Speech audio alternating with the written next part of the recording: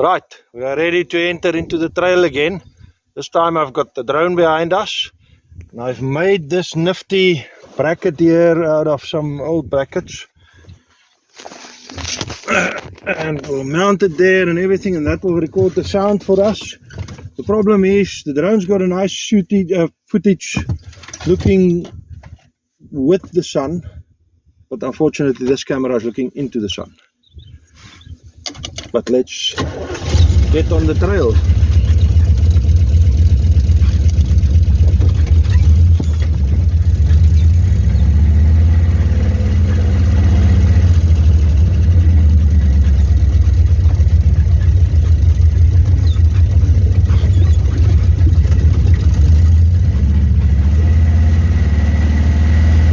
So first things first, after the last video you will have known that the pitman arm on the steering on the Jeep broke, but we fixed it and then it promptly broke again. Now, if someone will say, a lot of people will say that's a very, very dangerous situation, and I agree, and I should replace it, and I agree. But then you would also have seen us fix it again, and that is the current situation that it's in. Now, to just explain to you why I'm still driving with the old one, repaired one, is first of all, the Jeep is a Jeep body, Land Cruiser chassis and drivetrain and steering and everything, and the steering box is a Mercedes steering box. So this thing is a hybrid. And the current pitman arm is the Mercedes pitman arm cut and welded to the Land Cruiser lower half pitman arm, which gives us the one that we have. And replacing it is not that easy. I looked it up. I'm going to replace it. I looked it up. I can possibly get a Mercedes pitman arm and modify it to the point that it could work. Or, well, if I do that, I will have to replace the rod pushing from the pitman arm to the rest of the steering. I have to replace that anyway because it's currently too short. So when I repaired the pitman arm now, you will see that I cannot make sharp left turns yet. When I repaired the pitman arm now, I shortened it. I removed all the bad welding in the middle. When we repaired it the first time now, the welder got the incorrect information, or he got the message wrong. The pitman arm is cast steel. He got the message that it's cast iron. He didn't check and he welded it as cast iron. And that's why it broke the second time. It broke, just snapped off easily. No hard use on it. So I took it back and I went with him and we welded it as you should weld cast steel. The correct welding rods. We heated up the rod, the arm to 450 degrees. We did the welding and then we kept the whole thing hot, so the welding cooled at the same rate as the rest of the steel, and that combined with the correct welding rods used will give us a proper weld. But cutting out the bad section where there was welding previously and it was not completely welded through, there was gaps in it. I'll show you a picture here. By cutting out all of that and cutting out all the old welding spots that there were and filling everything in, it's now in a position where I'll take the chance of driving in 8, 9, 10 kilometers from home, risking having to walk back home that 10 kilometers, because I think it'll hold up. But now with the section removed, it's shorter, and it being shorter now means that I have slightly less steering, but it's actually a good thing because the steering box can still, I had motion, unused range of motion available on the steering box that I didn't use. By shortening it, I'm using more of the range of the steering box, which gives me more mechanical advantage, which is better. The only problem is I just need to get a longer connecting rod, and I will do that. But while I'm waiting to get that, I just have to take into account that I have less motion or less steering to the left, and I need to just do a bit of maneuvering to get through these tight spots.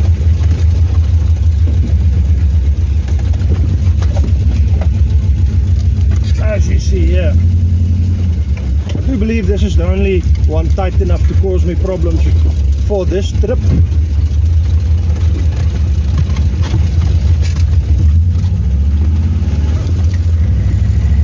So it's an adventure. If it breaks again, I have to walk home 10 k's. I did bring an abundance of water. There's two cooler bags here with water in the event that should happen, but I'm not expecting it to happen. That's the wrong line. I want to try, the right line is more to the right here, but I want to try a different line to the left. I think that, I say the right line. The previous line I used is more to the right there, but I want to take this line to the left, see what it's like.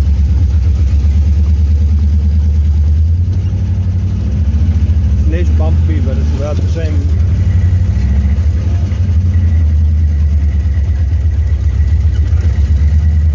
So just ahead of me here is the crowbar. I'm going to drive past it just to make the video nice and flowing, then I'll walk back and get it, because I'm going to need it for the work up ahead.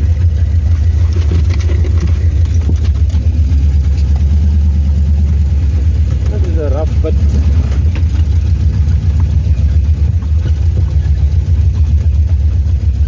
But with these big tires, the Jeep just handles it.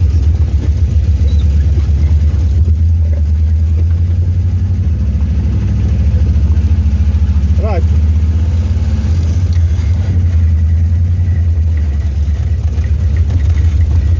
So I'm not gonna, you will have seen in a previous video the next obstacle. I'm not going to make my way through the next obstacle right now. I'm going to skip it because it's so close to the main obstacle, the final obstacle on this trail, the final one before I can open it, that it's a couple of minutes walk. I don't want to add that to my daily driving in and out as I'm working, as it adds a lot of time driving through it. It will add a lot of time driving through it. It's not worth it, and there's not a lot of work to be done here. There's not a lot of work we can do. Might as well leave it for the first group that comes through as their contribution to building the trail. The only thing I'll do different now is I'm gonna pull the Jeep in on the other optional side, just so to use the Jeep as a gauge, as a measuring stick. The left turn is going to make it difficult, but it'll give you a better idea of why I need to do what I need to do should I want to go in here.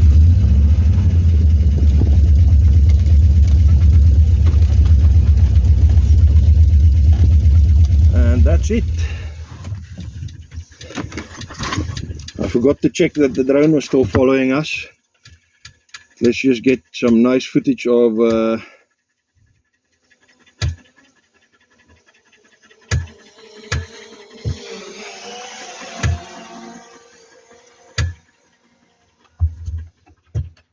what it's like. So what you see right there in front of the Jeep those two rocks are too high. I could just skip the one on the left-hand side of the Jeep, the bigger one, and drive around, but I'll have to move the other one, the smaller one, to the right. And then to see the size of this gap, it's too narrow for the Jeep, so you'd have to fill in that area behind that smaller white rock on the left, just so the wheels can stay up high and you don't high center on that. Then you'd have to climb up this somewhere.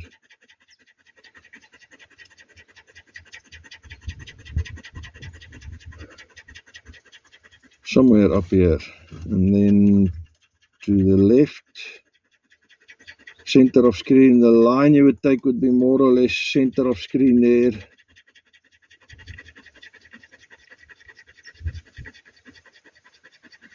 Center of screen, more or less. Climb over those. The loose rocks that you would have to move to get through this little bit is here. But that's the only stuff that you would have to move, is these couple of loose rocks here, and then you would be through. And let's go to the rest of the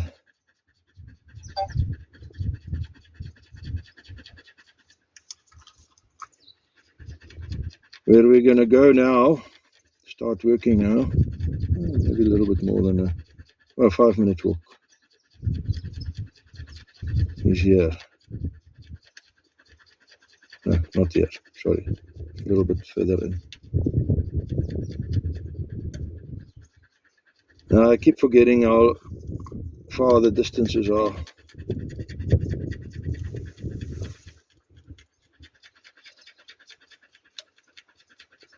There you can see the amphitheater, and that's where I'm going to have to make a pass to climb through.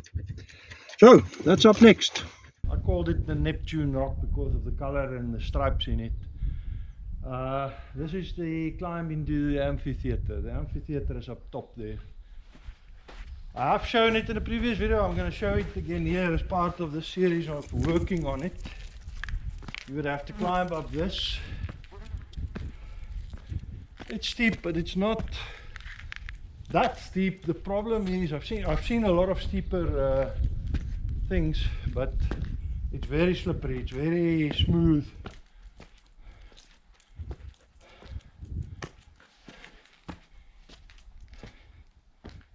Wat is jy so versigtig maar hallo? So the first real problem is going to be up here, because it levels out slightly, then it becomes more steep, but still a bit more grip here, more rough. You're going to need differential lockers. Just thinking about it, doing it myself makes my stomach churn, but that's how some people like their 4x4 trails. Then I'm going to have to fill in this area, because you're going to have to cross over this. You're going to have to cross over this gap, so I'm going to have to fill this in. It's not going to be easy driving up this. The filling in is not that big of a problem, because if you look there, there's a lot of loose rock up here that I can just put in there and make a bridge. That is only the first part of it. Then you can there's some flat area here to recompose yourself, where Milo is now. The next climb starts, so you have to climb up that. Not too bad. Climb up this. I have to remove these rocks. All of this will have to go. You can go down there into that gap, fill that bridge. And I've removed this. I'm not going to be able to move that. That's just solid part of the mountain. The loose stuff will move. I'll have to flatten out that, fill in this gap. Now someone mentioned the next rain is going to wash it away. The rain washes away whatever's down there. There's no catchment area for this, that's why it hasn't washed away already. So I'm not too afraid of losing my work in a flash flood here, and then I have to build the pass up that. Now I'm sure the sunlight is a bit bad, but we'll have to show you that part in the next video. Right now I need to start working on this. Right, now a lot of things need to happen here, but I want to move everything above this level away.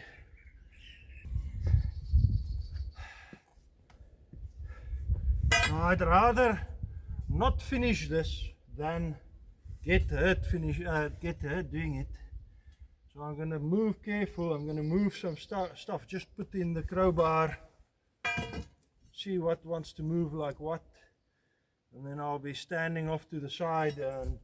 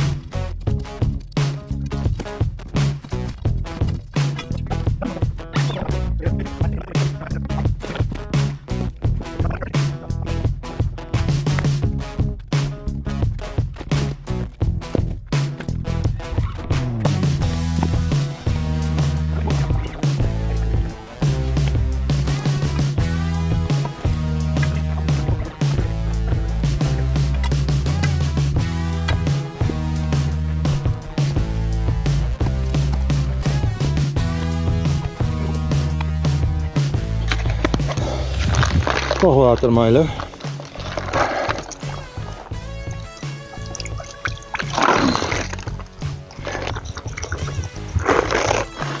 I don't want to give him a lot at a time. He just drinks a little bit and then he just leaves it.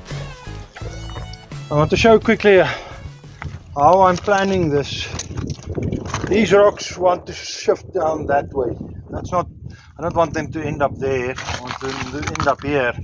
And they can go there, I'll move them, but it'll take a lot less energy if I bring them this side now. But that means bringing that big one, to give you an idea, bringing this big one up and over to that side. And to do that, I find the highest point on this side and I wedge this rock in there.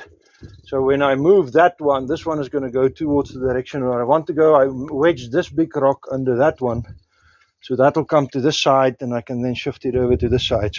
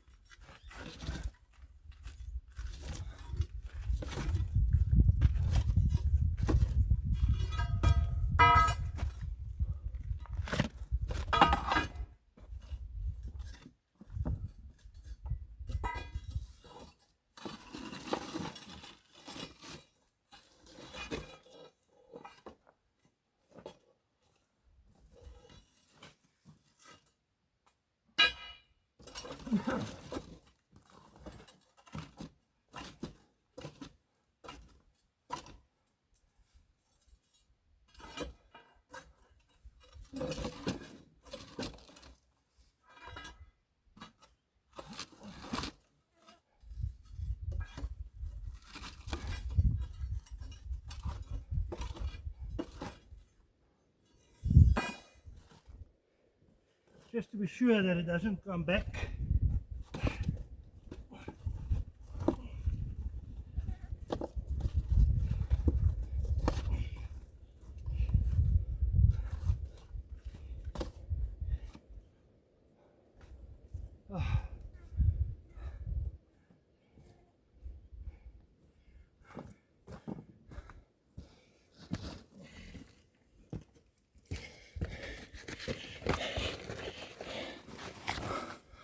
Let's give you a better view of it dropping.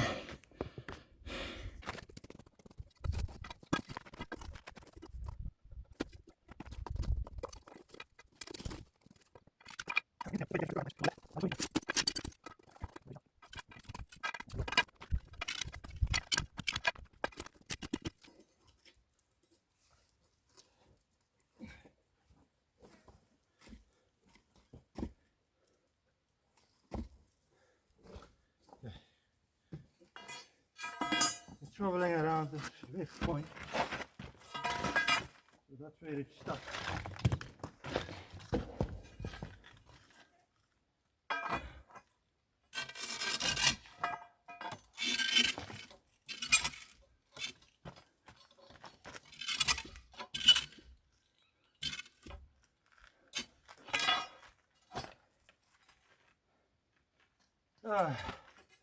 I'm done.